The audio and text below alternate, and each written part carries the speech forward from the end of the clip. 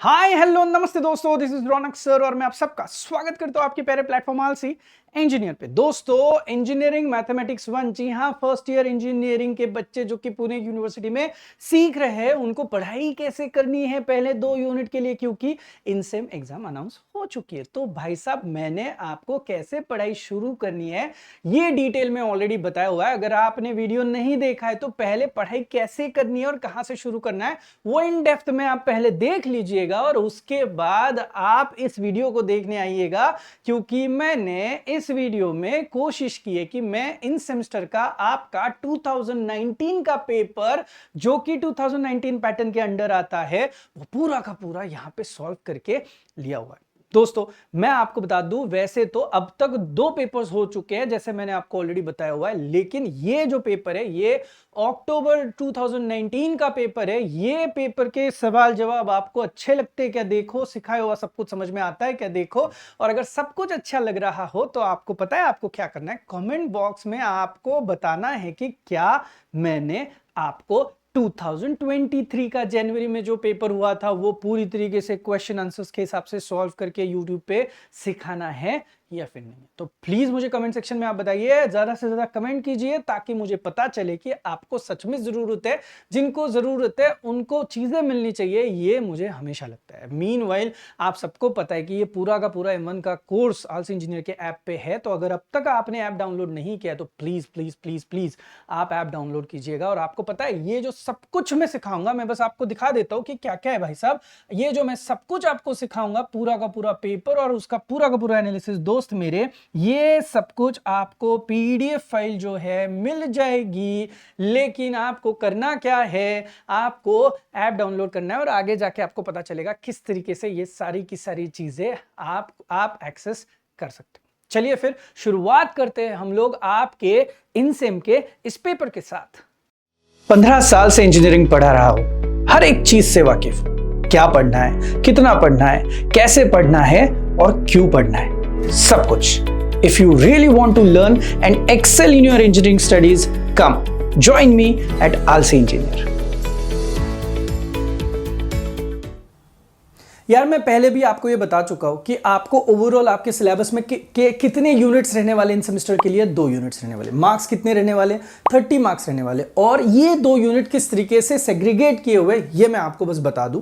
Unit number 1 में देखो, topic by topic हम लोग डिस्कशन करेंगे। यूनिट नंबर 1 15 मार्क्स के लिए पूछा जाएगा, जहां पे आपको इधर ऊपर जो 5 मार्क के 3 सवाल है और नीचे जो 5 मार्क के 3 सवाल है, इन 3 या फिर इन 3 में से आपको सवाल सॉल्व करने होंगे। अब होता ये कि यार मुझे ऊपर के 2 आ रहे हैं और नीचे का 1 आ रहा है, तो मैं क्या करूं? तो भाई इस केस में आपको 15 नहीं मिलने वाले। जहां पे आपने ज्यादा स्कोर किया वही मार्क्स आपके कंसीडर किए जाएंगे। और ना बस 1 घंटे का समय, 1 घंटे के समय में इधर का और उधर का सॉल्व करके आपका नहीं होने वाला है। तो सिलेक्शन जो है किस हिसाब से आप ले रहे हो ये बहुत मैटर करने वाला है। यूनिट नंबर 1 के लिए अगर आप देखो तो देख सकते हो, सबसे पहला जो टाइटल है that is mean value theorem, जिसके अंडर जो है 3 लोग, रोल्स थ्योरम आता है, लैग्रेंजेस थ्योरम आता है और कॉचीज मीन वैल्यू थ्योरम। बहुत भारी जो सम्स आते हैं वहां पे सिर्फ टाइटल लिखा जाता है मीन वैल्यू थ्योरम से आप वेरीफाई करो या फिर फाइंड करो, पता ही नहीं चलता है रोल्स थ्योरम यूज करें, लैग्रेंजे या फिर कॉचीज।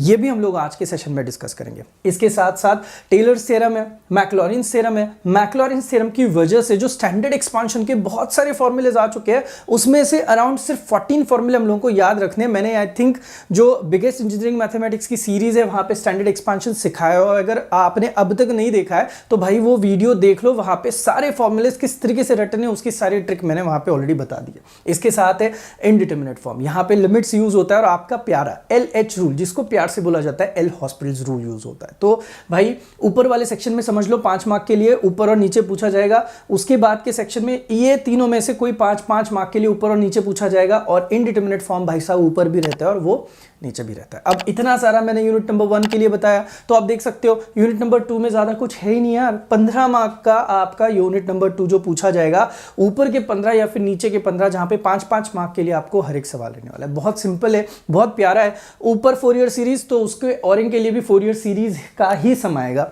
फिर मिडिल में हाफ रेंज फोरियर सीरीज, तो यहाँ पे भी हाफ रेंज फोरियर सीरीज का ही सम आएगा। और सबसे नीचे देखोगे तो वहां पे हार्मोनिक एनालिसिस, जहां पे यार मस्त सा टेबल बनाना पड़ता है, मैं हूं ना, मैं हेल्प करूंगा आपको। यहाँ पे भी टेबल वाला सम, यहाँ पे भी टेबल वाला सम आएगा। इसका मतलब है ये भी 15 मार्क्स जो है ये हम लोगों के सेटल्ड है, ये हमें पता है किस तरीके से लेके आने। अब बेसिक तो आपके पास है, एक रिक्वेस्ट जरूर करूंगा मैं आपको, आप ना पेन पेपर लेके बैठिएगा, भले ही पूरे सम आप अभी मत करो। इसकी जो पीडीएफ है मैं आपको बता दूं, जो अपना आलसी इंजीनियर का ऐप है, उस ऐप के अंदर जो फ्री कंटेंट होता है वहां पे मैं इसकी पीडीएफ अपलोड करने वाला हूं। तो आप वहां से डाउनलोड तो नहीं कर सकते हो, लेकिन ऐप डाउनलोड करने के बाद आप पीडीएफ एक्सेस जरूर कर सकते हो, देख सकते हो हर एक सम सर ने किस तरीके से सॉल्व किया फॉर रेफरेंस जब आपको आगे बढ़ना हो। तो चलिए देखते हैं अभी कि किस तरीके से आपका पेपर सेट किया गया था 2019 पैटर्न का एकमात्र पेपर, जिसको अब हम लोग पूरी तरीके से सॉल्व करने के लिए जाएंगे।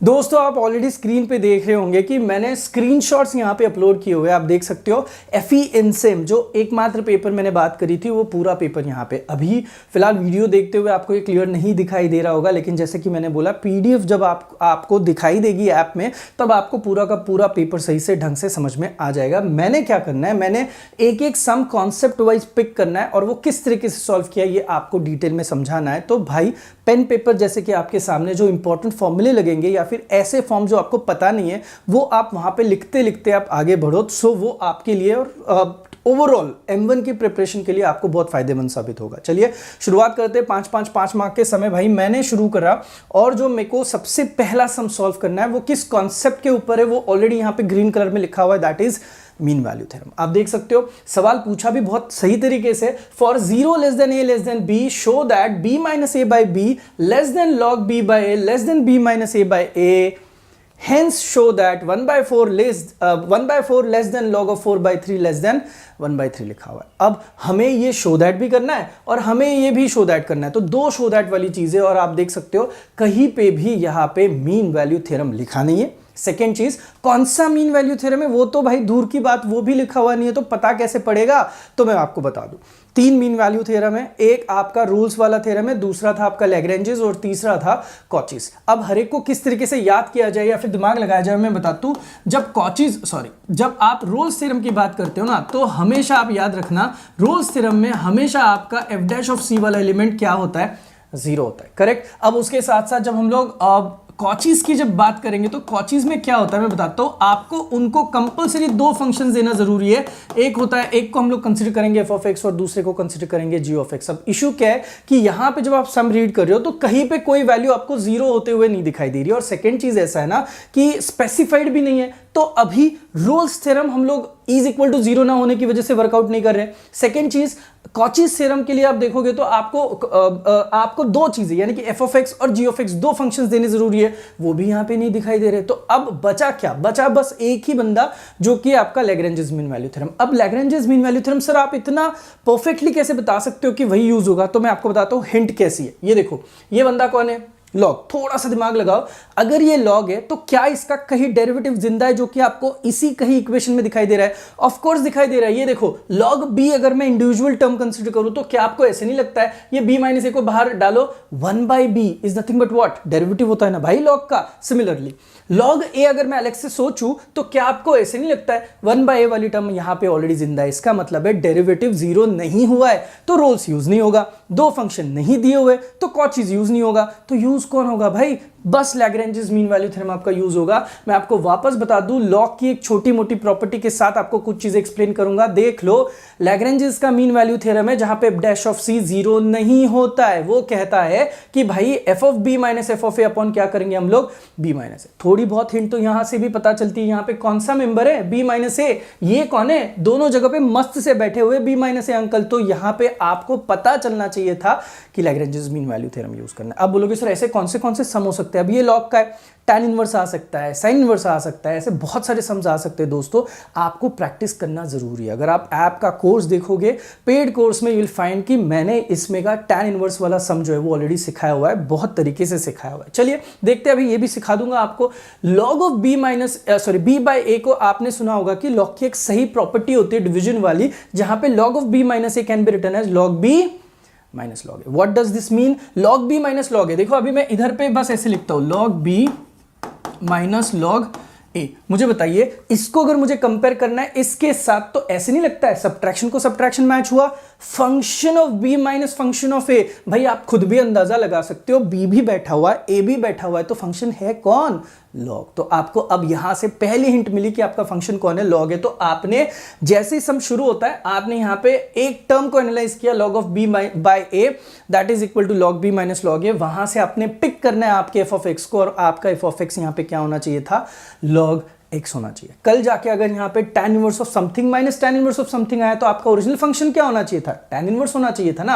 sin इनवर्स होगा तो sin इनवर्स होगा। तो यहां पे f of x is equal to मैंने लिखा log x, और तो और रेंज हमें पता नहीं, तो a से लेके b जो दिया हुआ है उसी हिसाब से लिखा। अब जैसे ही f of x आया, क्या आपको पता है कोई भी मीन वैल्यू थ्योरम सेटिस्फाई करने के लिए पहली दो कंडीशंस बहुत जरूरी है। एक तो फंक्शन होना चाहिए continuous in the closed interval and it should be differential in the open interval. भाई मेरे सच्ची बताओ, बस थियोरेटिकल पार्ट है, आप इसको ना फटाफट लिख सकते हो। देखो ब्लेम दूसरे पे डालो, हमें बहुत आदत रहती है कितनी भी अपनी गलती हो हम लोग ब्लेम दूसरे पे डालते हैं। यहां पे सेम चीज करने वाले। देखो दुनिया जहां किधर भी जाए, हमें पता है हमें ये कंटिन्यूअस दिखाना है और डिफरेंशिएबल दिखाना है, बस दूसरे पे ब्लेम ठोको। मैं क्या बोलूंगा, अभी जो मैंने एफ ऑफ एक्स लिया हुआ ये कौन सा फंक्शन है? Logarithmic function. तो बोल दो भाई तू लॉगरिथमिक है ना, इसीलिए यहां पे तू कंटिन्यूअस है इन द क्लोज इंटरवल, तू लॉगरिथमिक है ना, इसीलिए तू डिफरेंशियल भी है इन द ओपन इंटरवल। तो ब्लेम तो हो गया भाई, अपना काम हो गया। ये दो कंडीशंस बस सेटिस्फाई करनी होती है when it comes to Lagrange's mean value theorem. अब ये हो गया, मस्त से लिख दो conditions for Lagrange's mean value theorem satisfied. तो अब हम लोग Lagrange's mean value theorem officially use कर सकते हैं। यूज कैसे करना है मैं बताता हूं, फॉर्मूला एक ही है। आप जाओ इस फॉर्मूला के लिए, मैं बताता हूं। देखो मेरे पास ऑलरेडी कौन है, रेंज पता है मुझे ए और बी। मैंने क्या किया, F of A find out किया, F of B find out किया। आप भी कर सकते हो, लॉग ए और क्या हो गया, लॉग बी। अब ये दोनों फाइंड आउट करने के बाद मुझे ये भी तो पता है कि भाई मेरा एफ ऑफ एक्स कौन है, लॉग एक्स। तो डेरिवेटिव पता है नहीं यार, लॉग एक्स का डेरिवेटिव आता है 1/x। तो यहां पे चुपचाप से मैंने f डैश ऑफ x किया 1/x। मुझे पता है f डैश ऑफ c में काम करना है, तो x रिप्लेस्ड बाय c अगर मैंने किया, तो यहां पे f dash of c is equal to कितना हुआ, 1/c। ये जो c अंकल मैंने इंट्रोड्यूस किए, शुड ऑलवेज नो दैट ये जो c अंकल होते हैं वो a और किसके बीच में होते हैं, b के बीच में हमेशा होते। देखो एफ डैश ऑफ सी अंकल आए, जिसका आंसर x की जगह पे रिप्लेस होने के बाद 1/c आया। इसको मैंने एक इक्वेशन नाम दिया। अब मुझे सच्ची में बताइए, अगर मुझे ये ओरिजिनल फॉर्मूला यूज करना है, तो यहां पे लेफ्ट हैंड साइड में भी तो एफ डैश ऑफ सी होगा ना। एफ ऑफ बी की वैल्यू कितनी है भाई, लॉग बी।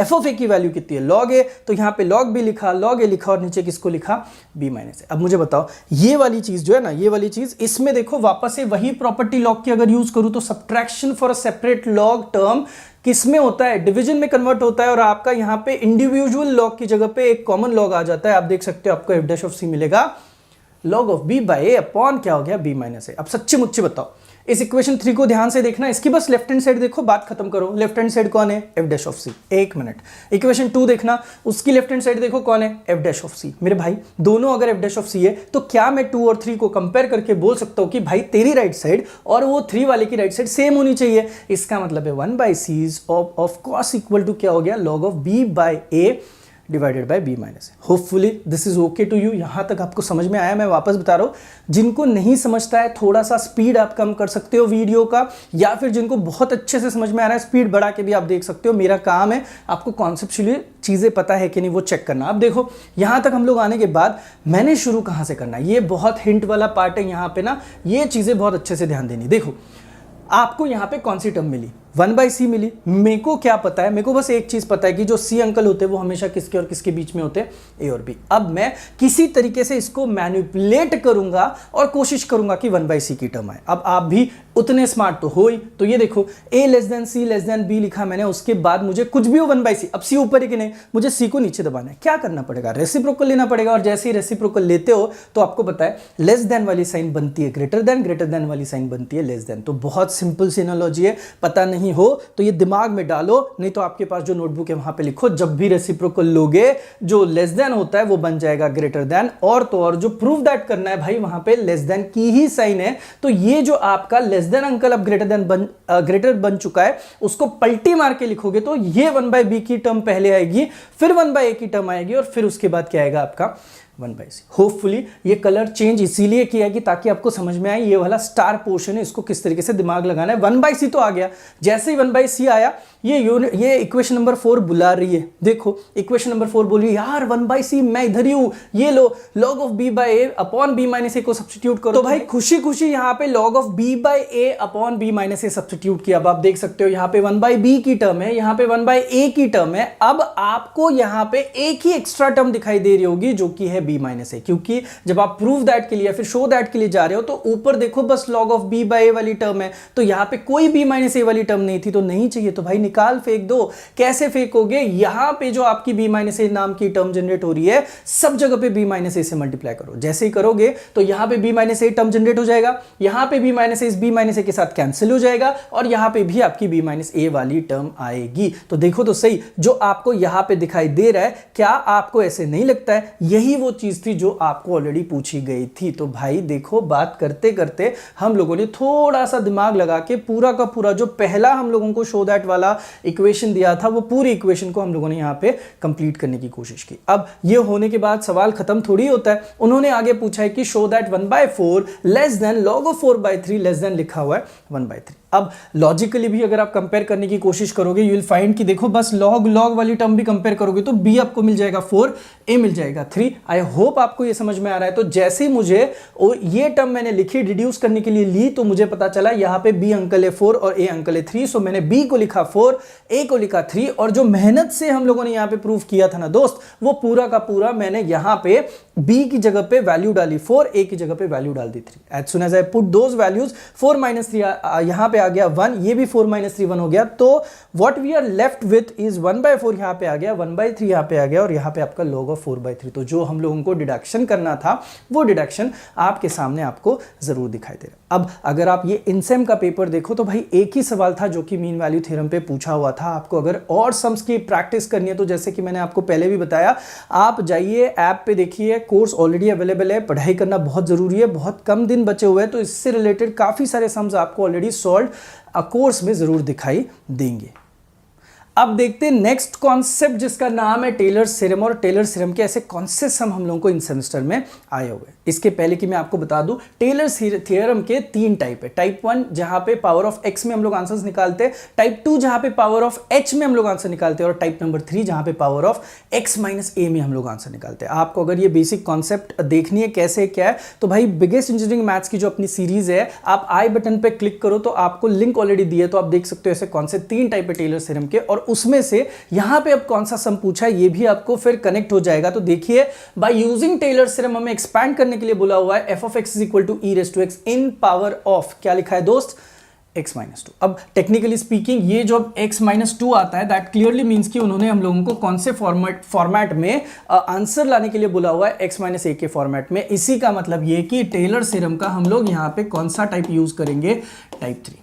तो टाइप 3 में x - a जैसे ही आपको पता चलता है जो दी हुई टर्म है वो x - 2, तो क्या आप मुझे कंपेयर करके बताओगे आपका जो a का आंसर आएगा वो कितना आएगा? ऑफ कोर्स आपका a का आंसर आएगा 2। तो देखो शुरुआत कैसे करिए, गिवन फंक्शन दिया हुआ है f of x is equal to e raised to x और यहां पे मैंने सबसे पहली लाइन पे ही एक ही वैल्यू लिख दी है, a is equal to कितना है 2। अब जैसे कि टेलर्स थ्योरम का मैंने थर्ड टाइप बोला था जो कि x - a वाले फॉर्मेट ने, उसका रेड कलर में स्टैंडर्ड फॉर्मूला दिखाई दे रहा है आपको, f of x is equal to f of a plus x minus a f dash of a, x minus a bracket square upon 2 factorial f double dash of a and so on and so forth। ये through out term आपकी आगे बढ़ती रहती है। अब इसमें हम लोग करते क्या है, तो जिनको पता नहीं है उनको बता दूं कि हम लोग क्या करते हैं, जो सारे f वाले मेंबर्स है ना, f of a, f dash of a, f double dash of a, f triple dash of a, इनके निकालने वाले वैल्यू, जैसे इनकी वैल्यू निकलती है ना, उसके बाद नेक्स्ट स्टेप में हम लोग क्या करेंगे, यहाँ पे इनके नंबर्स जो आएंगे वो पुटअप करेंगे। और जैसे ही नंबर्स पुटअप करें ना दोस्त, हम लोगों को जो इक्वेशन मिलेगी वो किसके फॉर्मेट में मिलेगी, x - a स्क्वायर,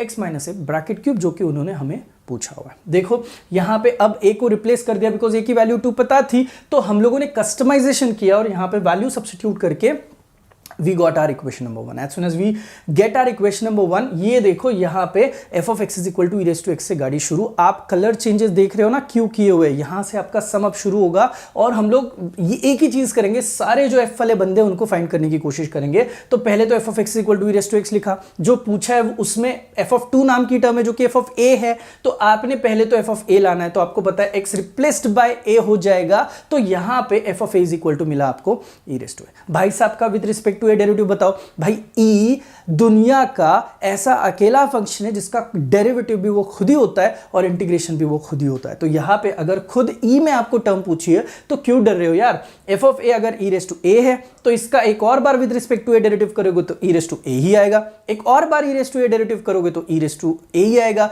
तो इसका मतलब है आप कितनी भी बार ई रेज टू ए का डेरिवेटिव निकालो, यू विल ऑलवेज फाइंड कि आपका F dash of A, F double dash of A, F triple dash of A सारी वैल्यू लकीली पूरी की पूरी सेम आएगी। अब ये आने के बाद क्यों हम लोग यहाँ पे वेट करें यार, ए की जगह पे रिप्लेस करना है 2, तो फटाफट एफ ऑफ 2 कितना हुआ e raise to 2, F dash of 2 कितना हुआ e raise to 2, so and so fourth, मुझे सारी की सारी टर्म मिल गए। अब सर कितने स्टेप्स तक हम लोगों ने करना चाहिए, अगर दिया नहीं है up to power of x जो कि 4 जाना चाहिए, फिर 5 जाना चाहिए, 3 जाना चाहिए, आप क्या करो भाई 5 मार्क के हिसाब से F4-2 तक के आप कैलकुलेशंस करो। तो देखो ऑलरेडी अब मेरी ये वैल्यूज आ चुकी है, इक्वेशन नंबर 1 मेरे साथ है, तो मैंने बस उठाया इक्वेशन 1 को और उसको बोला कि जहां जहां पे हम लोगों को F वाले मेंबर्स थे वहां वहां पे तेरी वैल्यू आ चुकी है। तो E square E square E square E square E square को पुट किया, स्टैंडर्ड फंक्शंस लिख दिए, and you know E square अगर मैं यहां से कॉमन लूं तो यू विल फाइंड कि जो भी मुझे दिखाई दे रहा है यहां पे ना मेरे भाई, ये completely you can just have a look at it, ये x-2 के फॉर्मेट में हमें मिल चुका है। आई होप ये सब भी आपको समझ में आ चुका है। या ई रेज़ टू एक्स की जगह पे अलग अलग चीजें हो सकती है, तो नंबर ऑफ सम्स प्रैक्टिस करोगे ना तो आपको ये x-e वाला फॉर्मेट भी ढंग से समझ में आ जाएगा। अब इसी टेलर थ्योरम का एक और सम आया हुआ है एग्जाम में, आप देख सकते हो एक्सपैंड करने के लिए बोला हुआ है 7 + x + 1 + 3 × x + 1 ब्रैकेट का cube plus x + 1 bracket raise to 4 in ascending power of x। Clearly specified है कि x के पावर में हम लोगों को निकालना है बाय यूजिंग टेलर्स थ्योरम। अब असेंडिंग पावर ऑफ x आपको पता है, मैंने बोला था टेलर्स थ्योरम के 3 टाइप्स होते हैं, जिसमें से इसके पहले वाला जो सम आप देखोगे तो हम लोगों ने ये टाइप 3 से सॉल्व किया था। अब यहां पे जो आप सम देखोगे पावर ऑफ x यानी कि हम लोगों का है टाइप 1। ऑलरेडी बोल चुका हूं मैं इसके प्रीवियस वाले सम में कि यार आई बटन पे मैंने लिंक दिया आपको तीनों टाइप, अगर ढंग से सीखने तो आप देख सकते हो, वहां से देख लो। असेंडिंग पावर ऑफ एक्स में हम लोगों को सॉल्व करना है, तो अब शुरुआत कैसे होती है, शुरुआत आप हमेशा याद रखना, ये जो दिया हुआ रहता है ये कभी भी एफ ऑफ एक्स नहीं रहता है, जो दिया हुआ रहता है वो हमेशा F of x plus H के फॉर्मेट में होता है और आपको एच ढूंढना होता है। तो अगर आप ये पूरा थीम देखोगे ना you'll अंडरस्टैंड। देखो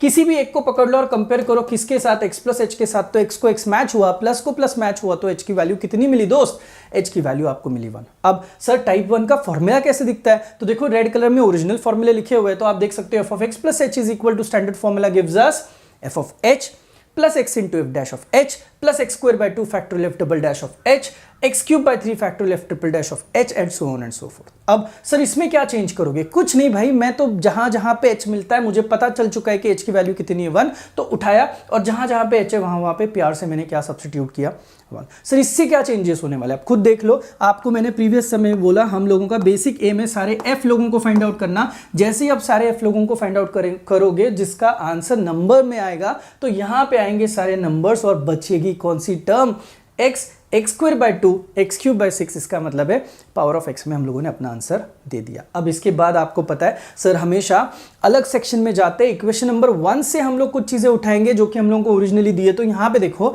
जब x प्लस एच है तो ये सब कुछ x प्लस एच में, अगर मैं इसको रिप्लेस करूं और पूछूं आपको सिर्फ मुझे h में चीजें बताओ, तो क्या आप मुझे h में चीजें बताओगे, ऑफकोर्स यहां पे x प्लस एच है तो यहां पे x प्लस एच है तो h होगा, तो उसी इक्वेशन में सब कुछ हटके x प्लस 1 की जगह पे h आना है। तो भाई ये दिखाई देगा अभी 7, उसके बाद इस बंदे की जगह पे हो गया h, इस बंदे की जगह पे हो गया 3h क्यूब और इस बंदे की जगह पे हुआ h रेज़ टू 4। अब सॉल्व करना है भाई, क्या ही लगेगा सॉल्व करने में, आप देख सकते हो एफ ऑफ एच आने के बाद फटाफट डेरिवेटिव निकाल लो।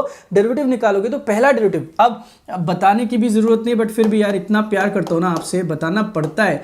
x रेज़ टू n का डेरिवेटिव निकालोगे तो always answer comes out to be कितना आता है, x रेज़ टू n - 1। धक्का मारो स्ट्रैटेजी, मेरा यूट्यूब शॉर्ट, इंस्टाग्राम पे रील्स अवेलेबल है किस तरीके से इसको याद रखना है, और इसकी ट्रिक है देखो 7 का डेरिवेटिव कितना आया 0, h का derivative with respect to h आएगा 1, 3h क्यूब में h क्यूब का धक्का मारो स्ट्रेटेजी से डेरिवेटिव क्या आएगा भाई 3h स्क्वायर। सो 3 और 3 कुल मिला के कितने हो जाएंगे 9 हो जाएंगे। बच्चे ना ये 9 को राउंड करके मेरे पास आते सर 9 कैसे हुआ सर, भाई पहले से 3 था ना और एक 3 मल्टीप्लाई हो गया तो 9 हो गया। सिमिलरली h⁴ का डेरिवेटिव आएगा 4h क्यूब। इसी तरीके से डेरिवेटिव करते करते करते गए और रुकेंगे हम लोग ऑटोमेटिकली कहां पे f4 ऑफ h पे, क्योंकि देखो 18 का डेरिवेटिव 0 हो गया, 24h का डेरिवेटिव सिर्फ और सिर्फ कितना आता है 24। इसका मतलब है क्या मैं अगर इसके आगे जाऊंगा तो आपको ऐसे नहीं लगता है मेरा डेरिवेटिव 0 आएगा, बिकॉज 24 कांस्टेंट टर्म है, कांस्टेंट का डेरिवेटिव कितना होता है 0। तो भाई 4 टर्म्स मुझे जैसे मिले f dash f double dash f triple dash f4 dash, मैंने अब h के जगह पे रिप्लेसमेंट डालना है। हमें h की जगह पे इस सम में दिया हुआ है 1, तो आप किसी की मत सुनो, जहां जहां पे h दिखता है वहां वहां पे 1 डालो। समय कम था इसलिए सब कुछ लिख के आपके सामने आया हूं भाई, मैं सारी जगह पे 1 सब्स्टिट्यूट किया है। कैलकुलेट करो, कैलकुलेट करने के बाद you will start getting answers. जैसे आपको ये आंसर्स मिलना शुरू हो जाएंगे ना, यू विल अंडरस्टैंड कि इन आंसर्स को आपको करना क्या है। आपकी जो बेसिक इक्वेशन हम लोगों की बनी थी इक्वेशन नंबर 2, इक्वेशन 2 में रीराइट करके लिखना है। जैसे लिखोगे 12 आया, 14 आया, पोजिशनिंग किया, 30 आया, 42 आया, 24 आया, आप करोगे क्या? आपको पता है 2 फैक्टोरियल सिर्फ 2 होता है, 3 फैक्टोरियल भाई कैलसी पे आता है, 3 फैक्टोरियल 6 वैसे भी आता है, 3 into 2 into 1, 4 factorial 4 into 3 into 2 into 1 यानी कि 24। तो सब कुछ आपके सामने है, बस कैंसिलेशंस करने के बाद जो भी दिखाई देगा that would be your final answer. Hopefully पूरा स्टार्ट टू एंड जितना भी मैंने आपको बताया सब कुछ समझ में आ गया होगा भाई। 5 मार्क लॉटरी समझे, बहुत ज्यादा मेहनत नहीं लेनी पड़ती है, थोड़ा थोड़ा प्रैक्टिस करोगे ना, understand, you will start getting answers on this. आगे बढ़ते, एक और फॉर्म आपको पता है स्टैंडर्ड एक्सपांशन वाला, जिसके ऊपर एग्जाम्स में सम आए हुए हैं। अब सम क्या दिया हुआ है, उन्होंने क्लियरली पूछा हुआ है prove that log of 1 plus tan x is equal to x लिखा है, माइनस एक्स स्क्वायर बाई 2 लिखा है, plus x 2/3 into x cube लिखा हुआ है। आप अगर इस ओवरऑल प्रूव दैट को देखोगे विल अंडरस्टैंड कि कहीं पे कुछ नहीं लिखा है यार, मतलब ये इन्होंने मैक्लॉरिन सीरीज यूज करो नहीं लिखा है, टेलर थ्योरम यूज करो ऐसे नहीं लिखा है, तो यहाँ पे आपको समझ में आना चाहिए कि अगर कुछ नहीं लिखा है तो यहाँ पे स्टैंडर्ड एक्सपांशन अंकल आएंगे। अब सम को देख के आपकी कुछ चीजें एनालिसिस में जानी चाहिए।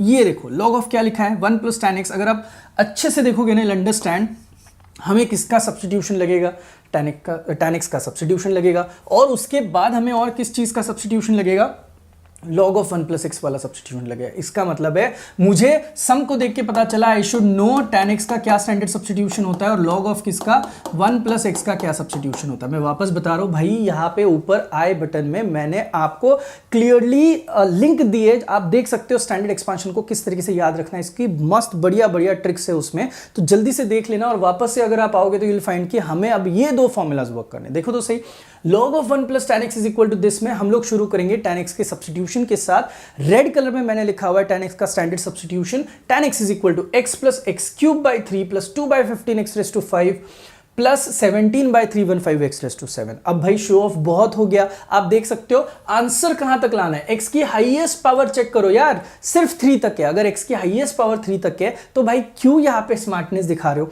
x raise to 5 x raise to 7 भले ही आपको आता हो, आप यहां पे अवॉइड करने की कोशिश करोगे। इसका मतलब है जब मुझे अंदर लेफ्ट हैंड साइड में जब यहां पे मुझे इसको लिखना है log of 1 plus tan x, तब मैं क्या सोचूंगा, log as it is 1 plus as it is tan x की जगह पे जो मैंने टर्म लिखी वो कौन सी लिखी, देखो दोस्तों x लिखा plus x cube by 3 plus 2/15 x raise to 5, बस आपको अच्छा लगे इसलिए लिखा था, लेकिन आपको पता चल चुका है कि मुझे अगर पावर 3 तक के ही पूछा है तो मैं ये वाली टर्म पूरी तरीके से क्या कर सकता हूं, रिजेक्ट कर सकता हूं। देखो यहां पे भी क्लियर लिखा हुआ है हाईएस्ट पावर ऑफ x कितना है 3 है, तो यहां पे मैं x रेज़ टू 5 वाली टर्म नहीं लिखने वाला हूं, तो ये मुझे यहां से यहां तक के दिखा। अब इसको यहां तक के आने के बाद अंदर तो सारे पॉलिनोमियल्स आ गए और आपको यहां पे दिखाई दे रहा होगा बाहर मस्त से कौन बैठा हुआ है, log। अब अगर बाहर log बैठा हुआ है तो हमें किसका फॉर्मूला आना चाहिए था, log ऑफ 1 प्लस एक्स का। Again standard formula red colour में लिखा है सर ने, आप देख सकते हो। एक काम करो ना, देखो फॉर्मूला कौन सा है 1 प्लस एक्स का है, राइट। मैं काम करता हूं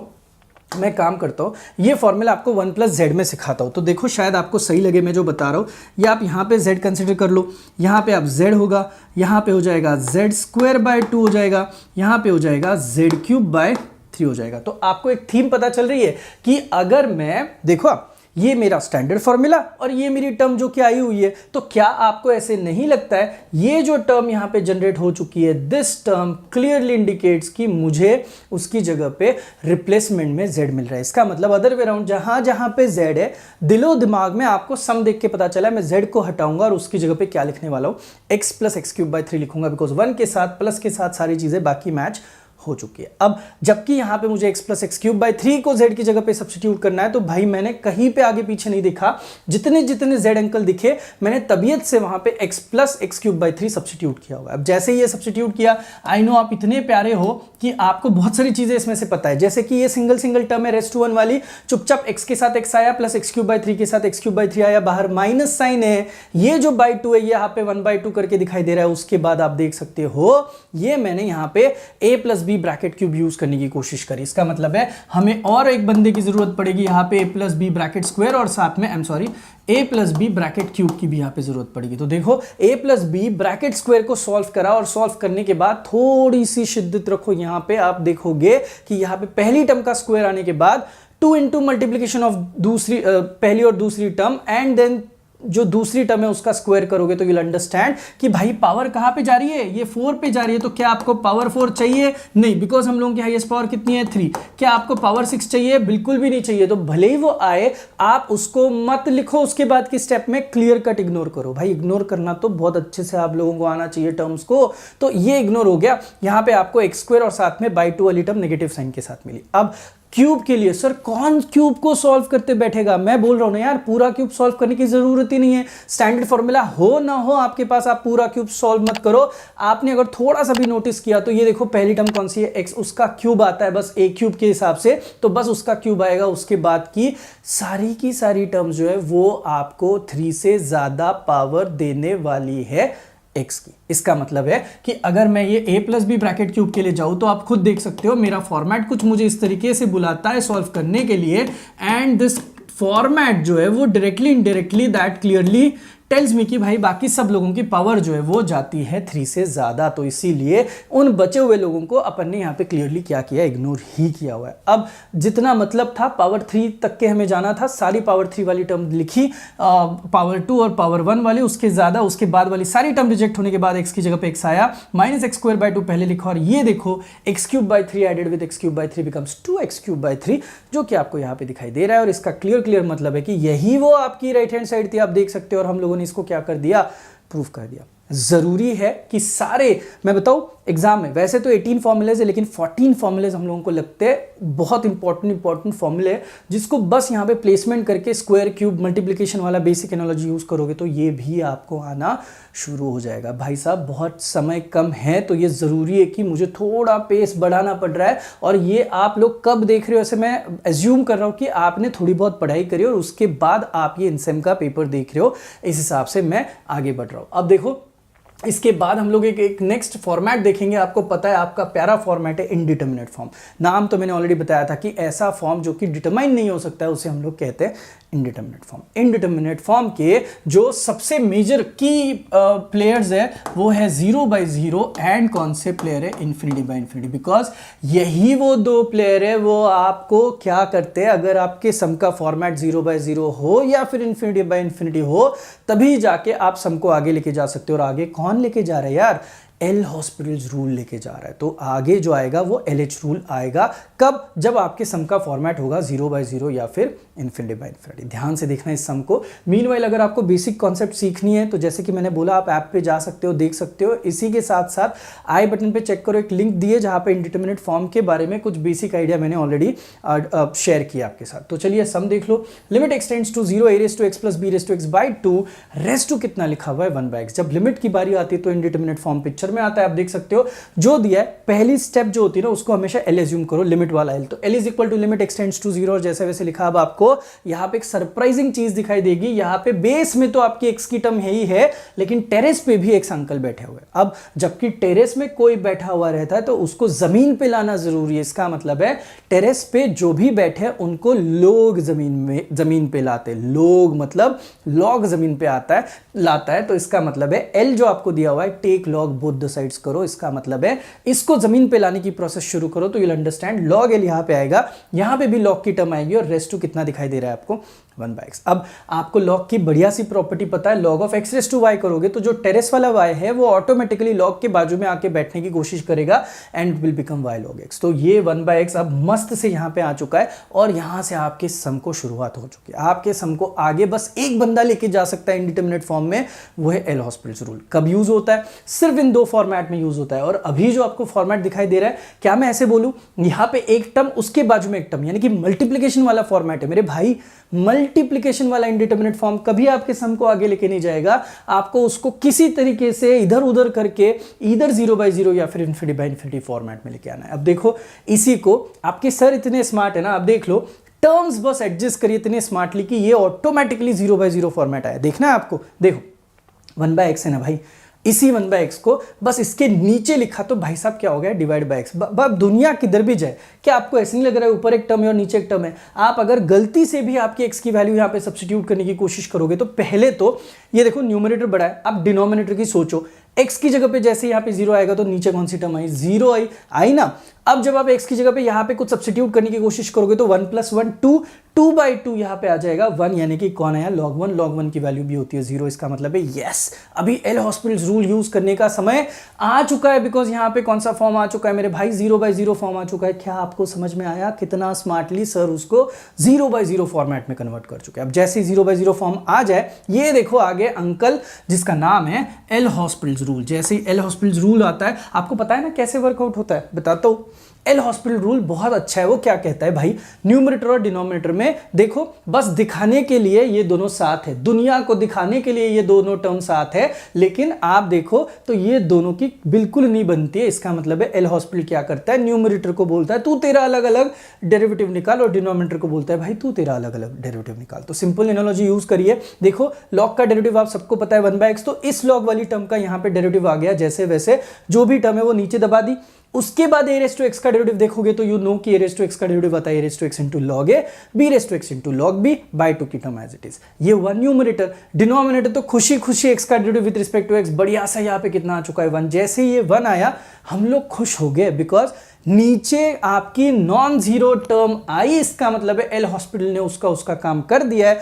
अब आप डायरेक्टली चौड़े में बाहर आ सकते हो, बोल सकते हो अब मैं x की जगह पे क्या सब्स्टिट्यूट करूंगा, 0 सब्स्टिट्यूट करूंगा। अब आप में से कुछ लोग, अरे सर फिर आपने इधर पे ऐसे x = 0 सब्स्टिट्यूट क्यों नहीं किया? भाई किया था, यहाँ पे हालत खराब हो गई, 0/0 फॉर्मेट आ गया। तो इसीलिए ये फॉर्मेट जहां पे नॉन जीरो नंबर आएगा वहां पे आप चौड़े में बाहर आओगे और x की जो भी वैल्यू है सब्स्टिट्यूट करोगे। अब तो क्या सब्स्टिट्यूट करिए, ध्यान से देख सकते हो पीडीएफ आपके पास जब आएगी ना तब आप इसको ढंग से देख सकते हो सर ने कैसी टर्म्स लिखी है। x को हटा के 0 डाला है, सिंप्लीफाई करा है, बस सिंप्लीफाई करने के बाद anything raise to 0 becomes 1, anything raise to 0 becomes 1, ये सब कुछ हट गया। ऊपर बना log a plus log b, नीचे बना डिवाइडेड बाय 2। अब log का एडिशन का प्रॉपर्टी जो है वो हम लोगों को मल्टीप्लिकेशन में कन्वर्ट कर देता है, लॉग कॉमन आके तो log a भी हो गया। अब इधर भी लॉग की टर्म है, चाहिए तो l का आंसर, तो ये लॉग और ये लॉग कोशिश करो कि आमने सामने आ जाए। जैसे ही आमने सामने आ जाए कंपेयर करके आपको बची हुई टर्म्स मिल जाएंगी ना, तो इसका मतलब है ये जो मेडिएटर है ना हाफ, इसको हम लोगों को यहाँ पे नहीं होना चाहिए था, मतलब इसको यहाँ से हटाना पड़ेगा, उठा के ऊपर रख दो, टेरेस पे भेज दो। तो भाई लॉग में तो उतनी ताकत होती है, तो इसने उसको टेरेस पे भेज दिया। तो देखो log l = log ऑफ क्या मिला, ab raised to half। log uncle cut गए। एक और बात, पेपर में ऐसे काटो मत, आप डायरेक्टली लिख दो आपको l = कितना मिला, ab raised to half। इसका मतलब है √ab। देखो भाई अगर आप ऐप में देखोगे ना, इसकी मैंने ट्रिक्स भी बताई, मतलब सिर्फ सम को देख के भी आपको इसके आंसर्स आना शुरू हो जाएंगे। इतनी बड़ी ट्रिक मैंने ऑलरेडी बताई हुई है, और वैसे भी आप भी थोड़ा सा देखोगे तो यू विल अंडरस्टैंड। इंपॉर्टेंट ये 5 मार्क के लिए ऐसे ट्रिक्स से ज्यादा जरूरी है कि आपको पूरा सम सॉल्व करने आता है कि नहीं, हर एक स्टेप आपको सही से जम रही कि नहीं ये समझ में आना जरूरी है। अब ये हो गया इंडिटरमिनेट फॉर्म का वन ऑफ द सम। एक और सम आया हुआ है यार, जहां पे क्लियरली लिखा कुछ नहीं है, लेकिन फाइंड करने के लिए क्या बोला है, ए और बी को फाइंड करने के लिए बोला है, ए और बी और साथ में लिमिट जैसे आया ना भाई, ये इंडिटरमिनेट फॉर्म का सम है। और तो और ये पूरा लिखने के बाद भाई साहब ने इसका आंसर भी हमें दिया हुआ है 1/12। इसका मतलब है जिस आंसर की खोज में हम लोग प्रीवियस सम में थे, वो आंसर लिमिट का ऑलरेडी यहाँ पे दिया गया है। तो अब इसमें बस ए और बी बचते हैं। स्मार्टली खेलेंगे तो सच में हम लोगों का आंसर आएगा। देखो तो सही, जो दिया है उसको पहले बोला अपन ने एल, जिसकी वैल्यू अपने पास 1/12। अपन बस लेफ्ट हैंड साइड को खिलाएंगे पिलाएंगे। आप देख सकते हो ये लेफ्ट हैंड साइड में अगर मैं गलती से भी, आप न्यूमरेटर थोड़ी देर के लिए बाजू में रखो, डिनोमिनेटर में एक्स की जगह पे 0 डाला तो नीचे क्या आया, 0 आया। नीचे 0 आने के बाद आप देखो ऑटोमेटिकली यार ये समय से सेट किए जाते हैं कि आपको ऊपर देखोगे तो a cos 0 की वैल्यू होती है 1, सो a माइनस ए 0 हो गया, और इस जगह पे x डालोगे तो 0, यानी कि यहाँ पे a माइनस ए प्लस 0 हो गया। तो भाई साहब ये देखो जो मैंने आपको बोला अभी कि cos 0 आपको याद पता होना चाहिए, जो कि कितना आता है, सॉरी cos 0 आता है, आई एम सॉरी cos 0 आता है 1, और sin 0 की वैल्यू आपको पता होनी चाहिए, कम्स आउट टू बी कितना आता है 0। तो देखो 0/0 फॉर्मेट आ गया तो जागरूक कौन हो गया। 0/0 फॉर्मेट आते ही एल हॉस्पिटल अंकल आए और बोले मैं तेरे को हेल्प करता हूं। एल हॉस्पिटल ने क्या किया, ऊपर वाली टर्म का अलग से डेरिवेटिव ले लिया, ये एज इट इज कॉस का derivative you know minus of sine x. A is constant term का डेरिवेटिव आता है 0, और bx स्क्वायर में x स्क्वायर को धक्का मारो स्ट्रेटेजी से 2bx आ गया, नीचे x⁴ का भी धक्का मारो स्ट्रेटेजी से डेरिवेटिव आ गया 4x⁻3। अब वापस x की जगह पे 0, यार ये रफ वर्क भी किया तो देखा तो सब जगह पे मेरा 0 आ रहा है, तो ऊपर नीचे वापस 0/0 फॉर्म आ गया। 0/0 फॉर्म आया, वापस एल हॉस्पिटल अंकल पिक्चर में आए और उन्होंने एक और बार डेरिवेटिव निकाला, minus as it is sine का डेरिवेटिव cos x, 2bx में से x का डेरिवेटिव 1 तो बचा 2b, और नीचे देखो 3 और नीचे आएगा तो 12x² बन जाएगा। टर्म आपको दिख रही है। अब देखो कहानी में एक छोटू सा ट्विस्ट है, आप न्यूमरेटर डिनोमिनेटर में से डिनोमिनेटर में देखोगे तो x की जगह पे 0 डालोगे तो नीचे तो 0 आ रहा है।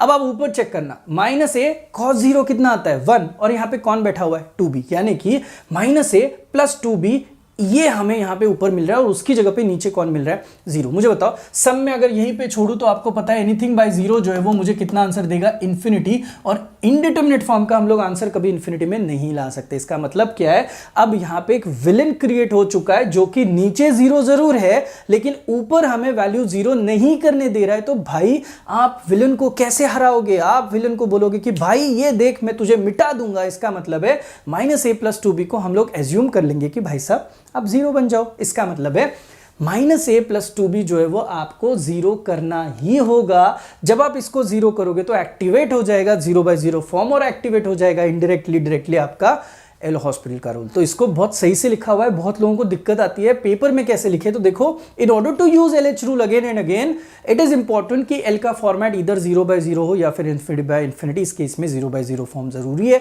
तो भाई साहब को 0 कर दिया, एक इक्वेशन मिली। वैसे भी यार दो लोगों को फाइंड आउट करना है ए और बी, आपको बताया 2 इक्वेशंस निकलनी चाहिए तब जाके ए और बी आएंगे। उसमें से एक तो खुशी खुशी आ गई, चलिए इसको अभी 0/0 फॉर्मेट में ले चुके हैं, एक और बार डेरिवेटिव निकालो।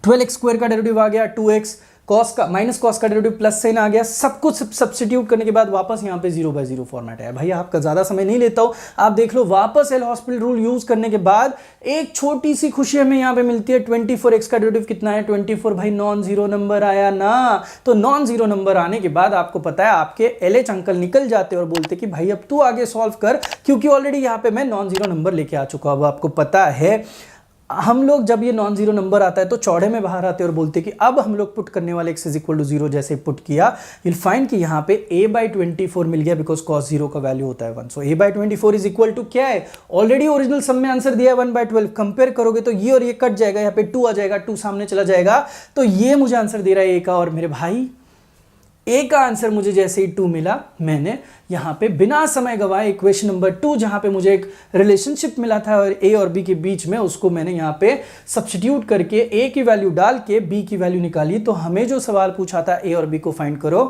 देखो भाई ए और बी को आपके सर ने यहाँ पे फाइंड आउट करके दिया। एक छोटी सी ट्रिक बस बताता हूँ, हम लोगों का यूनिट नंबर 1 खत्म हो जाएगा। देख लो छोटी सी ट्रिक, x की हाईएस्ट पावर कितनी है 4 है। अगर x की हाईएस्ट पावर 4 है तो आपको समझ में आना चाहिए एल हॉस्पिटल रूल कितनी बार यूज होगा 4। इसके पहले वाले सम में देखो आप अगर थोड़ा दिमाग लगाओगे तो यहाँ पे x की हाईएस्ट पावर कितनी थी 1, तो बस एक बार एल हॉस्पिटल अंकल यूज हुए थे। यही बस छोटी सी ट्रिक है and I can clearly conclude कि यहाँ पे हम लोगों ने अपना यूनिट नंबर 1 क्लियरली खत्म किया हुआ है।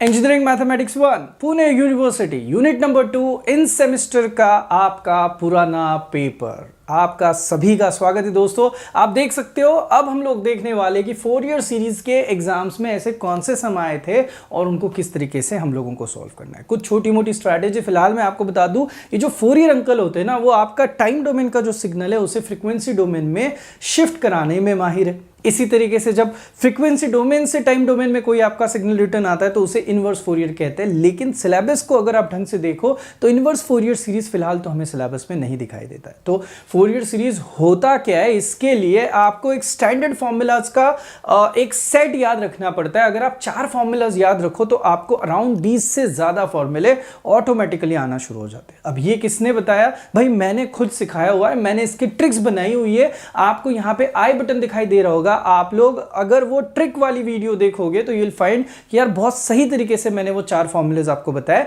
मैं हमेशा पहला बड़ा फॉर्मूला जिसको हीरो बोलता हूं और बचे हुए 3 फॉर्मूलाज को हीरो के दोस्त बोलता हूं। फिलहाल तो ये जो सम दिया हुआ है ये हम लोग चलो रीड करते हैं। देखो क्या दिया हुआ है, फाइंड बोला हुआ है Fourier series to represent function f of x is equal to, सिर्फ एक्स दिया हुआ है दोस्त, फॉर -π से लेके +π और उसके साथ दिया हुआ है एफ ऑफ एक्स प्लस 2π। पहले तो हमेशा याद रखो, बस आपको एक जल्दी जल्दी कुछ चीजें बताता हूं। ये हमेशा जब भी सिग्नल दिया जाता है ये हमेशा के लिए पीरियोडिक ही होता है। अब बोलोगे सर रेंज कैसे निकाली जाए? एक तो भाई यहाँ पे इसको देख के टाइम पीरियड पता चलता है, capital T is equal to 2π। और अगर ये नहीं दिया है तो ये जिस रेंज के हिसाब से लिखा हुआ है आपको क्या करना है, आपका T निकालना है। तो आपका अपर लिमिट क्या है देखो, पाई, लोअर लिमिट और अपर लिमिट में सब्ट्रैक्शन करा लो, यानी कि pi of minus pi becomes how much, 2π। तो ये आपको हमेशा कुछ ना कुछ टाइम पीरियड दिखाई देगा। कल जाके ये, कल नहीं भाई, अभी थोड़ी देर में सम आने वाला है। -2 से लेके अगर 2 रहा तो आपको पता है आपका आंसर क्या आएगा, योर आंसर वुड बी 2 -2, यानी कि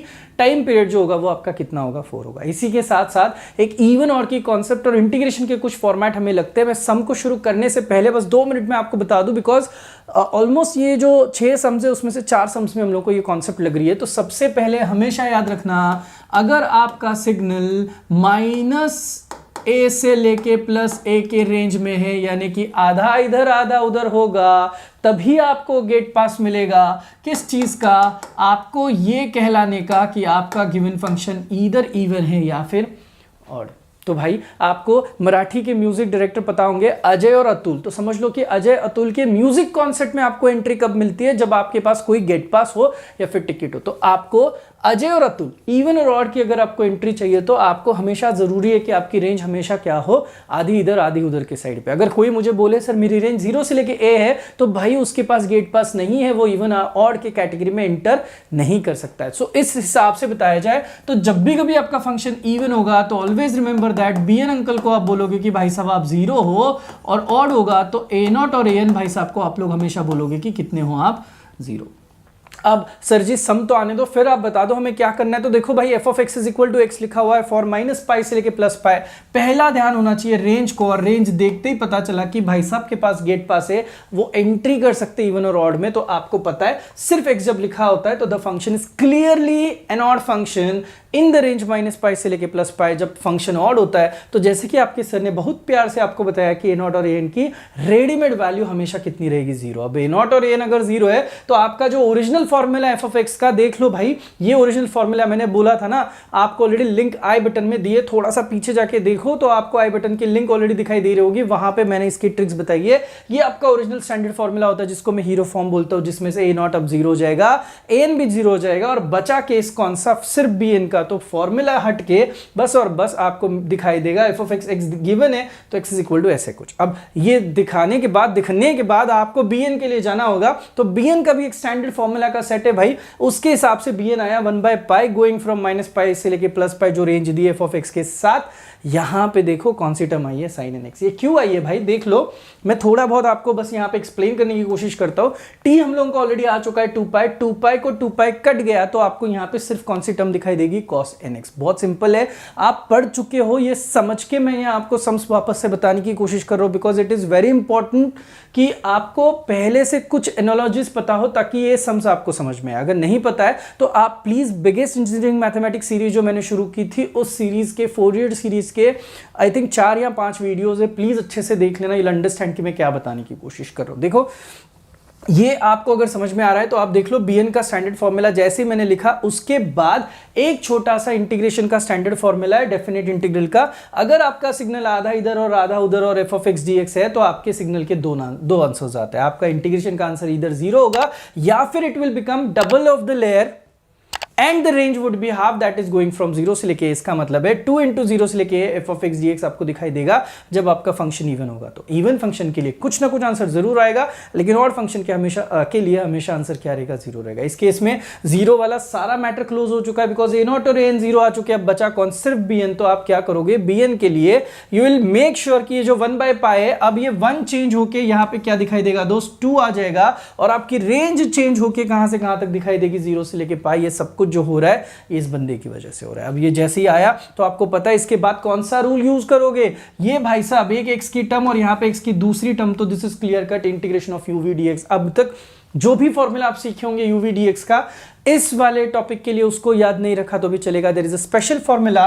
देखो पहला मेंबर कौन है, यू, तो यहां पे आएगा यू, फिर यू को बोर होगा, उसका डेरिवेटिव क्या है, यू डैश, फिर उसको और बोर होगा, इसका एक और बार डेरिवेटिव निकलेगा यू डबल डैश, और ये सीरीज शुरू रहेगी। और एट द सेम टाइम किसी को तो इंटीग्रेट करना पड़ेगा, तो वी का पहला इंटीग्रेशन, फिर दूसरा इंटीग्रेशन, फिर तीसरा इंटीग्रेशन, इस हिसाब से आपका ये यूवी रूल पैदा होता है, और यूवी रूल हम लोगों को यूज करना होता है। देख सकते हो यहां पे क्लियरली पहली टर्म है एक्स, तो एक्स चुप बैठा, ये देखो एक्स चुप बैठा, फिर एक्स का डेरिवेटिव कितना आया 1, फिर 1 का आगे डेरिवेटिव 0 है तो लिखने की जरूरत नहीं है। सिमिलरली जो साइन की टर्म है उसका इंटीग्रेशन आया minus of cos N X by N, और उसका एक और बार इंटीग्रेशन किया तो minus of sine N X by N square आएगा, गोइंग फ्रॉम 0 से लेके pi. It is very important that you understand range हम लोगों की 0 से लेके पाए। तो अब जाके जो दो टर्म्स आए हुए, ये माइनस कुल मिला के इकट्ठा करके जितना हो सके उतना बिफोर सब्स्टिट्यूशन टर्म को सिंप्लीफाई करने की कोशिश करो। अपर लिमिट में एक्स की जगह पे चुपचाप पाई पुटअप करना है, लोअर लिमिट में एक्स की जगह पे चुपचाप 0 सब्स्टिट्यूट करना है। तो ये जो दो टर्म है उनके अपर लिमिट के 2 और लोअर लिमिट के 2 ऐसे 4 टर्म्स बनने चाहिए। बहुत शांति से आप ये पूरा कैलकुलेशन करोगे ना, तो आपको 4 लोग में दे देता हूं। साइन 0 हमेशा 0 होता है, कॉस 0 हमेशा आपका 1 रहता है, साइन एन पाई 0 रहता है, और कॉस एन पाई -1/n होता है। मेरी तो ये बहुत गुजारिश है आपको कि जितने सारे रेड कलर में मैंने फॉर्मूले लिखे हुए वो सारे फॉर्मूले नोट डाउन कर लो, नोटबुक सामने रख के, सो दैट आगे सारे सम्स में ये हम लोगों को फॉर्मेट लग सकते हैं। अब जैसे ये आया फिर मैंने क्या किया भाई, मैंने बस इनमें से जैसे साइन एन पाई 0 हो गया, cos 0 1 हो गया, ये sin 0 0 हो गया, तो जितने सारे सम्स मैंने cos n पाई की जगह पे मैंने क्या सब्स्टिट्यूट किया, -1/n, सब कुछ सिंप्लीफाई किया, जितना हो सके उतना सिंप्लीफाई करने के बाद जो bn आया, वो जो अपनी इक्वेशन बनी थी उस इक्वेशन में bn की वैल्यू सब्स्टिट्यूट करके मेरे भाई पूरा सम खत्म किया। This is what is your final answer. Are you guys getting my point? Throughout ये समझ में आया क्या? मैं वापस बता रहा हूँ, 4 ईयर सीरीज अगर आपको और भी ज्यादा अच्छे से सम सॉल्व करने की, तो जैसे मैंने बोला यार ऐप पे ये पूरा कोर्स अवेलेबल है, यूनिट बहुत तरीके से दिया हुआ है। और एक बात बताओ, ये सम ऑलरेडी ऐप पे सॉल्व है, तो बहुत सारी चीजें जो है वो डिटेल में ऑलरेडी बताई गई है और उसके बाद सॉल्व भी की गई है। बहुत कम दाम में आपको अवेलेबल होगा यार। जिसको पढ़ना है, बहुत तरीके से पढ़ना है, अच्छे मार्क्स लेके आने के इन सेमेस्टर में, वो लोग जरूर आप कोर्स ट्राई कर सकते हो। ये देखो भाई, ये था आपका पहला सम, उसके बाद इमीडिएटली जाते हैं नेक्स्ट सम के लिए। पैटर्न सेम है, 4 ईयर पे आपको 2 सम्स आने वाले, तो आप ये सेकंड वाला भी सम देखोगे ना, you will be very happy. वापस से 4 ईयर सीरीज निकालिए और फंक्शन देख लो क्या लिखा है। अब जाके कहानी में ट्विस्ट आया। आप ये रेंज देखने, फंक्शन देखने से पहले सबसे पहला ध्यान आपका होना चाहिए रेंज पे। क्या आपका सिग्नल आधा इधर -2 से लेके +2 आधा उधर है, तो क्या उसको इवन ऑड की एंट्री मिली? हाँ मिली। तो ये भी इवन है, कोई भी नंबर इवन है, तो इसका मतलब है अब आप इसको चिल्ला चिल्ला के बोल सकते हो भाई साहब इवन है, तो भाई साहब का जो bn का कैलकुलेशन होगा that would absolutely be equal to कितना होगा? 0 होगा। तो देख भाई, यहां पे वही चीजें लिखी है, the function is clear cut even function in the range -2 से लेके 2। और एक बात सर, अगर ये 0 से लेके 2 होता बस, तो क्या हम लोग यहां पे यूज कर पाते इवन ऑड वाला स्ट्रेटेजी? मैंने बोला उनके म्यूजिक कॉन्सर्ट में इवन ऑड के अगर आपको जाना है तो इट इज मैंडेटरी कि आपका सिग्नल आधा इधर आधा उधर होना चाहिए।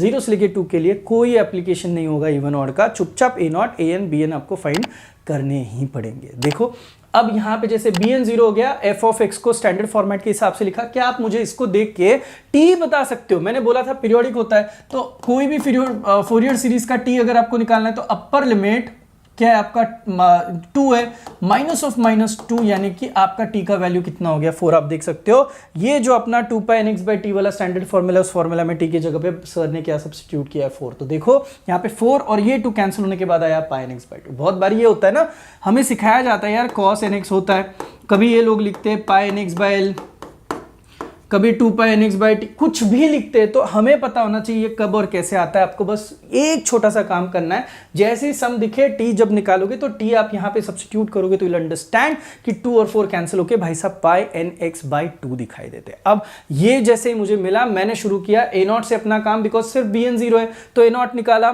a0 निकालने के लिए टाइम पीरियड बाय 2 किया, रेंज आधी इधर आधी उधर, तो उसको हम लोगों ने वापस से अपना वही फॉर्मूला, ये फॉर्मूला याद है ना आपको, यही वो फॉर्मूला जिसको यूज करके हम लोग इस 1 की जगह पे कितने को लेके आते हैं, 2 को लेके आते हैं, रेंज क्या करते हैं आधी कर लेते हैं। ये इवन फंक्शन का स्ट्रेटेजी था। 2 कैंसिल होके इंटीग्रेट किया, इंटीग्रेट करने के बाद a0 का आंसर मिला। जो स्ट्रेटेजी यहाँ पे यूज करी, सिमिलर स्ट्रेटेजी से हम लोगों ने यहाँ पे किसको फाइंड आउट किया, an को फाइंड आउट किया। अब बताओ an को फाइंड आउट करने के लिए क्या आपको ऐसे नहीं लगता है an के फॉर्मेट में ये भाई साहब आपके u हो जाएंगे और ये जो कॉस वाला बंदा है ये क्या हो जाएगा, v। तो मेरे भाई ये भाई साहब u, ये भाई साहब v, तो क्या आपको uv रूल सिखाया हुआ है भाई, इसके पहले भी बता चुका हूं मैं आपको और आगे भी सारे सम्स में लगने वाला है। तो देखो u एज इट इज, फिर u को बोर होगा, फिर उसको और बोर होगा, ऐसे ही सिखाया था ना। सिमिलरली v ने पहला इंटीग्रेशन किया, v ने दूसरा किया, v ने तीसरा किया और v की भी गाड़ी चल पड़ी ऑल्टरनेट प्लस माइनस साइन देने के बाद। अब ये जैसे ही मैंने लिखा, आपको पता है कि कैलकुलेशंस देखोगे तो दिस इज क्लियरली x²-2 पहली टर्म, फिर उसको बोर हुआ, फिर उसको और बोर हुआ। सिमिलरली कॉस का इंटीग्रेशन साइन में लिखा, और बोर हुआ और बोर हुआ। एक गलती जो हम लोग यहाँ पे ये करते हैं कि हमेशा इंटीग्रेशन जब आप सॉल्व करते हो तो आपको डिवाइड करना जरूरी है। किससे डिवाइड करना जरूरी है, x के कोएफिशिएंट से टर्म को डिवाइड करना जरूरी है। तो x की कोएफिशिएंट टर्म कौन सी है भाई, यहाँ पे πn/2 है ना, तो यहाँ पे 1 πn/2 आया, यहाँ पे πn/2 पहले का और नया स्क्वायर हो गया, पहले 2 और नया πn/2, रेस्ट टू कितना हो गया 3। अब ये जाएगा 0 से लेके 2 पे। भाई मैं भले ही यहाँ पे सम सॉल्व करके दिखाया रहूंगा, लेकिन आपको बहुत इंपॉर्टेंट है एक चीज समझना कि आप जबकि अपर लिमिट लोअर लिमिट जब भी सब्स्टिट्यूट करना पड़ता है उसके पहले ये प्लस माइनस का जो झोल झपाटा है वो सब कुछ आपको एडजस्ट करना पड़ेगा। As soon as you adjust this, चुपचाप अपर लिमिट डालो, सब जगह पे x मिल रहा है 2 डालो, चुपचाप लोअर लिमिट डालो, सब जगह पे x मिल रहा है 2 डालो, 0 डालो। होता ये ना कि अपर लिमिट लोअर लिमिट वाली टर्म देख के लोग डरना शुरू करते हैं, बिकॉज ऑलरेडी कितने टर्म है 3।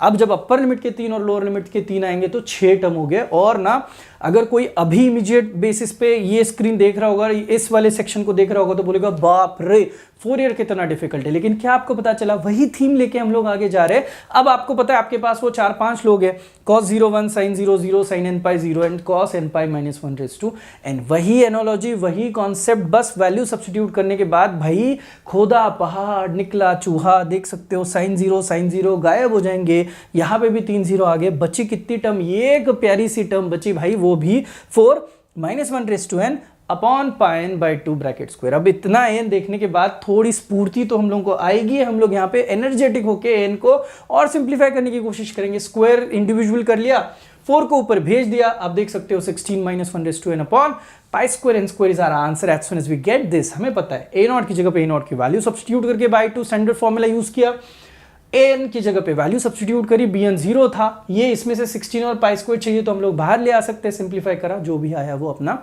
यहाँ पे आंसर आया। आई थिंक फोरियर सीरीज से रिलेटेड यही 2 सम थे जो कि आए हुए थे। अब आपको और सम करने, तो मैंने आपको बताया क्या करना है, आपके पास आलसी इंजीनियर वाला ऐप होना चाहिए, कोर्स आप देख सकते हो, ट्राई कर सकते हो, आपको बहुत अच्छे मार्क्स मिल सकते हैं यार। Next half range Fourier series वाली कॉन्सेप्ट देखने बोलोगे सर जिनको फोरियर सीरीज आता है उनको हाफ रेंज फोरियर सीरीज ना आने में क्या दिक्कत है। सर मैं बता दूं, अगर आपको फोरियर सीरीज पता है तो हाफ रेंज फोरियर सीरीज क्या है मैं बताता हूं।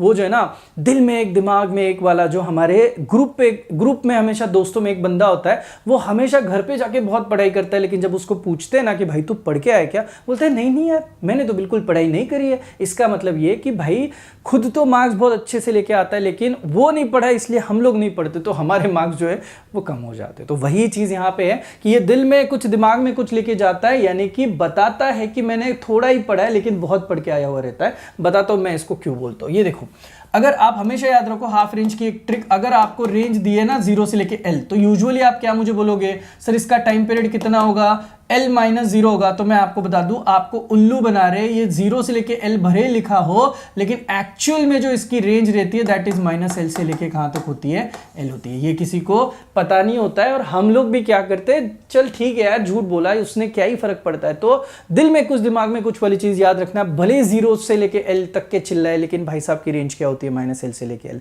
अब विद दिस एनालॉजी, ऊपर की एनालॉजी के हिसाब से टाइम पीरियड एल बोलोगे, लेकिन नीचे की एनालॉजी अगर आप देखोगे तो आपने यहां पे याद रखना है, इस केस में आपका टी जो होता है that is always equal to L minus of minus L, यानी कि टी की वैल्यू इस केस में हमेशा क्या होती है, जितनी आपको टाइम पीरियड दिया हुआ है उसके डबल रहता है, सॉरी रेंज दी है उससे डबल रहता है। तो इसीलिए हाफ रेंज सीरीज दिखाती हाफ जरूर है, लेकिन टाइम पीरियड देखोगे तो उसके डबल टाइम पीरियड होता है, ये आपको समझ में आना जरूरी है। बस मेरे को जितना पता था उतना मैंने बता दिया इस केस में, क्योंकि टाइम कम है और उस कमी की वजह से आपको यहां पे वापस आई बटन दिखाई दे रहा होगा कि भाई किस हिसाब से हाफ रेंज के फॉर्मूले याद रखने, उसकी ट्रिक मैंने बताई है।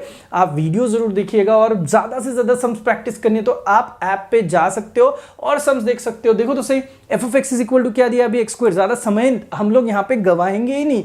आपको क्या पूछा है, हाफ रेंज कोसाइन सीरीज। जब कोसाइन बोला जाता है तो देखो भले ही जीरो से लेके एल बोलो, एक्चुअल में माइनस एल क्यू एल होने की वजह से ये इवन है, इसका मतलब है आपको हमेशा कोसाइन सीरीज में यू विल फाइंड कि आपका बी एन अंकल क्या होता है, जीरो। सो आपने यहां पे ए नॉट और एन के बारे में लिखा, बी एन के बारे में लिखा ही नहीं, आपने टी की जगह पे चुपचाप जो भी था रेंज वो यहां पे पुटअप किया। मुझे बताओ, आप यहां पे देखोगे तो ये 0 से लेके 2 जरूर बोल रहा है, लेकिन रेंज कितना हुआ 4। अब सर कितने स्मार्ट है, देखो यहां पे ऑलरेडी 2 था और कंसीडर कर लो यहां पे 4 था, ये कैंसिल आउट हो चुका है, इसीलिए यहां पे कौन सी टर्म आ चुकी है, पाइन एक्स बाई 2। कोई नहीं जी, ये जो पाइन एक्स बाई 2 है ये टर्म जैसे वैसे आने के बाद ए नॉट और ए एन को हम लोगों ने फाइंड किया। फॉर्मूला बहुत सिंपल है, ये आपको 0 से लेके 2 रेंज के लिए जाना है। अब इसने बोला ना 0 से लेके 2, हमें भले ही पता है माइनस एल से लेके एल है, बट आप उसने बोला है तो आप 0 से लेके 2 के लिए जाओ, लेकिन make sure that U double it. Layer doubling वाला ओरिजिनली आपको मैंने फॉर्मेट सिखाया था, जो कि आपका डेफिनेट इंटीग्रल का स्टैंडर्ड प्रॉपर्टी। तो कुछ नहीं समझा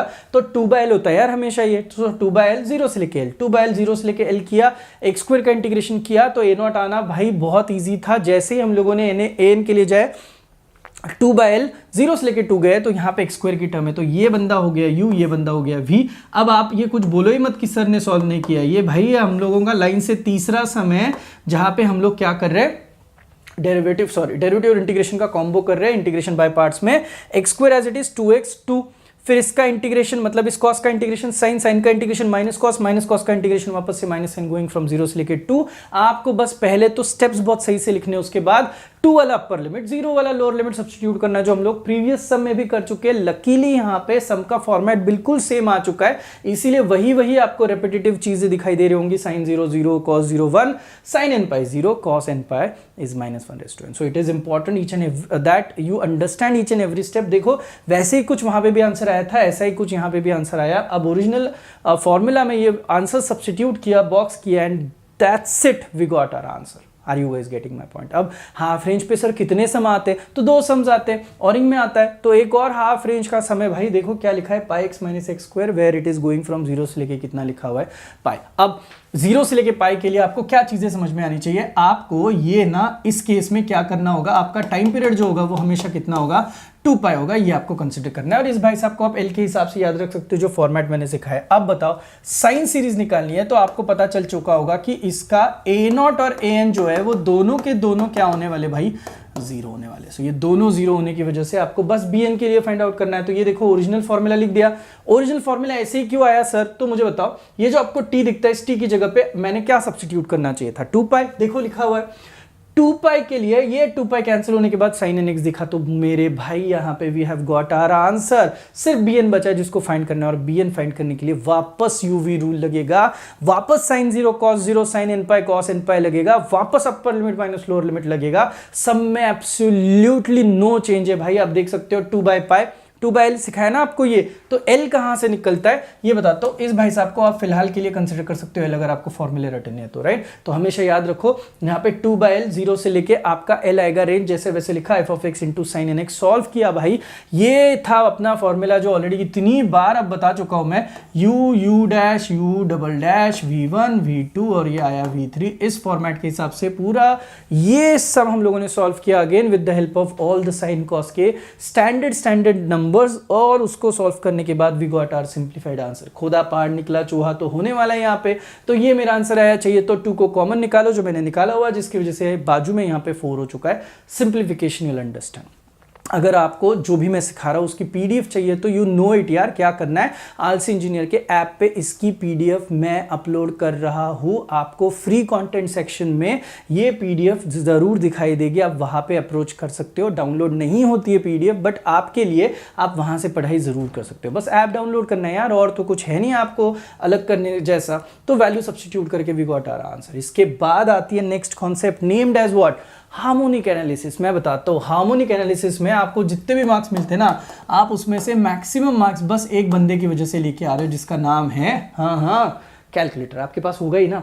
अब बहुत सारे लोगों को FX991 MS हो, ES प्लस हो, जो भी आपके नए नए वर्जन आए हो, आपके कैलकुलेटर की वजह से यहाँ पे मार्क्स मिलते हैं। थीम बहुत सिंपल है, कोई इंटीग्रेशन यहाँ पे सॉल्व नहीं करना है, बस आपको टेबल सॉल्व करने होते हैं। अब इसके लिए लगता क्या क्या है, कॉन्सेप्ट क्या है, मैं बता देता हूँ। देखो, कहीं पे भी हार्मोनिक एनालिसिस में जैसे A0 जो है वो आपका कांस्टेंट टर्म है। अगर आपको किसी ने फर्स्ट हार्मोनिक बोला तो आप क्या करोगे, A1 B1 निकालोगे।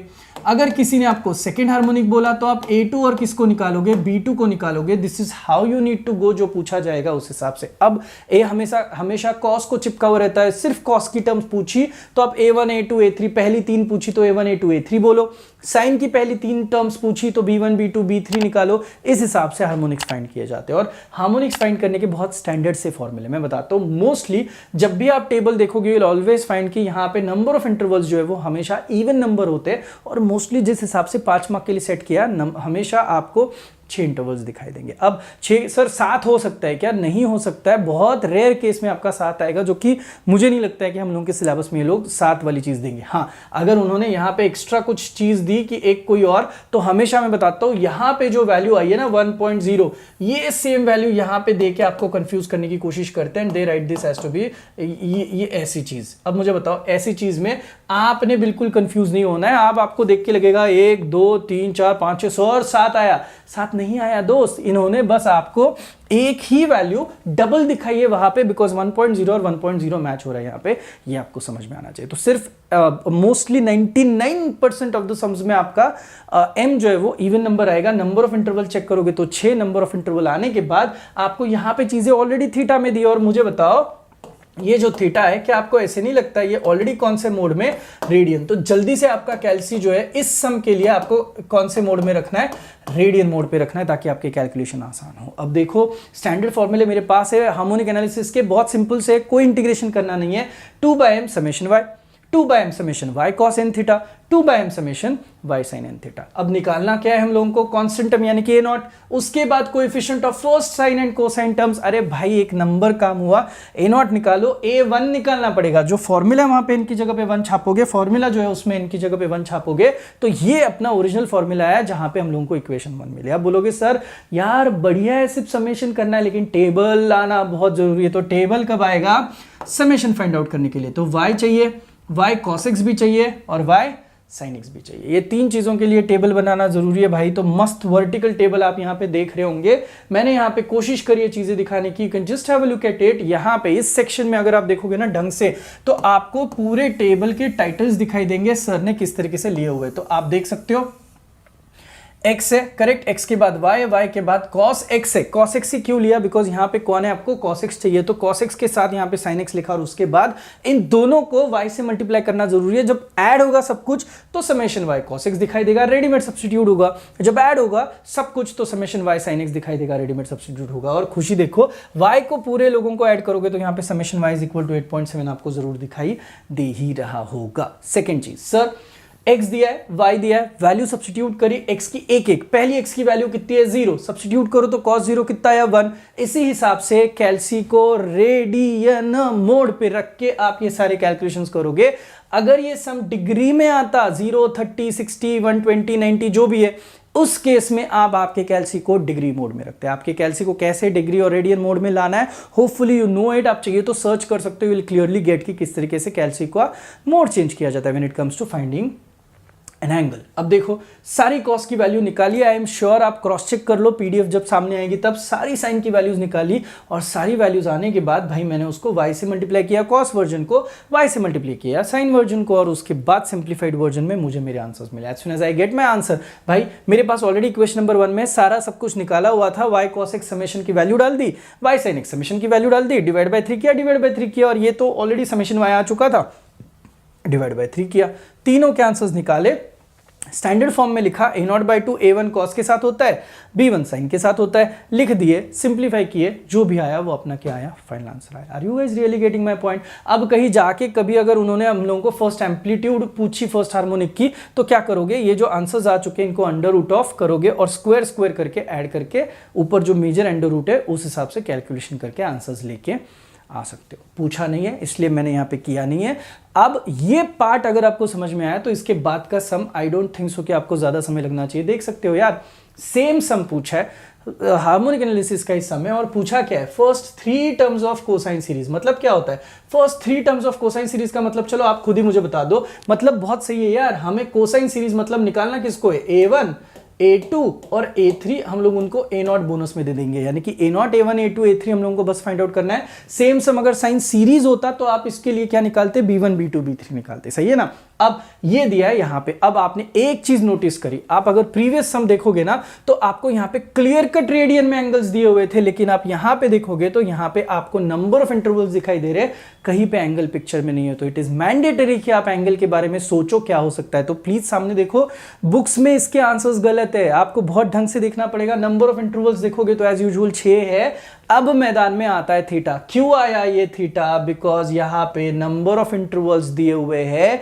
There is no angle that has been provided over here. So अब थीटा को लिखा कैसे जाता है, this is extremely important part, जो कि आप देख सकते हो यहां पे थीटा को लिखा जाता है 2πx बाय, देखोगे तो ये भाई साहब जो होते हैं ना, ये भाई साहब होते हैं आपके m, यानी कि m कितना आ चुका था, 6 आ चुका था, तो वो वहां पे सब्स्टिट्यूट करके मुझे क्या मिला, πx/3। अब ना चुपचाप आपके जब फॉर्मेट बनेंगे ना, तो अब यहां पे आप क्या करोगे, 2/m summation y, 2/m summation cos n theta y के साथ। अब बताओ मुझे यहां पे साइन वाले टर्म की जरूरत है नहीं, तो a0 तो निकाल लिए, वैल्यू सब्स्टिट्यूट बाद में करेंगे, सारे m सब्स्टिट्यूट किया। अब बताओ यहां पे n थीटा की जगह पे सारे 1 2 3 n की वैल्यू हो गई, थीटा की जगह पे आप चेक कर सकते हो, this is what 1πx/3, this is 2πx/3, this has become 3πx/3। Hopefully you have got my point.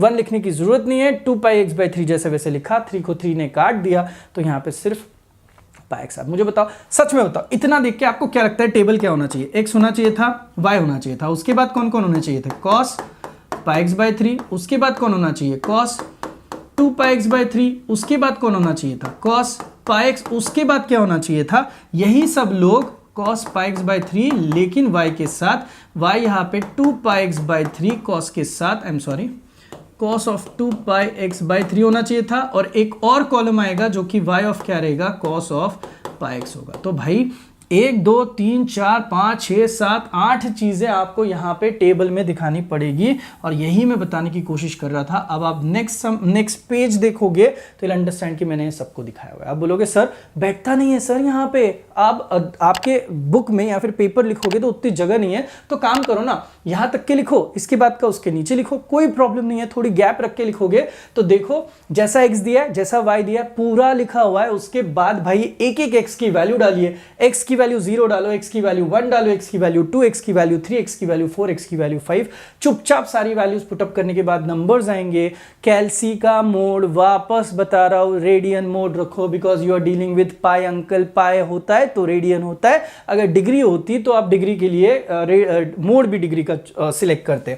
अब इनमें चाहिए क्या, ये भाई साहब, ये भाई साहब, ये भाई साहब ऐड किए, मेरा जो भी आंसर आया, जैसे ही आंसर आया, तो भाई जितना मैंने यहाँ पे किया हुआ है उतना ही मैंने यहाँ पे क्लियरली दिखाया। आप देख सकते हो सारी वैल्यू जितनी हमें बताई गई थी वो सारी वैल्यूज यहाँ पे मैंने सब्स्टिट्यूट करी है। 42/3 दिख रहा है, cos pi x by 3, y cos pi x by 3 की जो वैल्यू आई वो लिखी, y cos 2 pi x by 3 की वैल्यू लिखी, y cos पाई एक्स की वैल्यू लिखी समेशन के साथ। तो सब कुछ किया, सिंप्लीफाई किया, और सिंप्लीफाई करने के बाद एक स्टैंडर्ड एफ ऑफ एक्स के फॉर्मेट में लिखा, जो कि कॉन्सेप्चुअली आपको पता होना चाहिए। a0/2 होता है, a1 होता है cos पाई एक्स बाई 3 के साथ, a2 होता है cos 2 पाई एक्स बाई 3 के साथ, a3 होता है cos of 3 pi x by 3 यानी कि पाई एक्स के साथ। सारी वैल्यूज सब्स्टिट्यूट की है and you can just have a look at it. हम लोगों को अपना फाइनल आंसर यहाँ पे मिल चुका है। तो दोस्तों देखो, इस तरीके से हम लोगों ने पूरा का पूरा फोरियर सीरीज की इस तरीके से एग्जाम में समझाया है, प्रीवियस सम्स सारे सॉल्व करके उनका पूरा एक एनालिसिस यहाँ पे किया हुआ है। आप खुद को पढ़ाई करना बहुत जरूरी है, पूरा पढ़ो,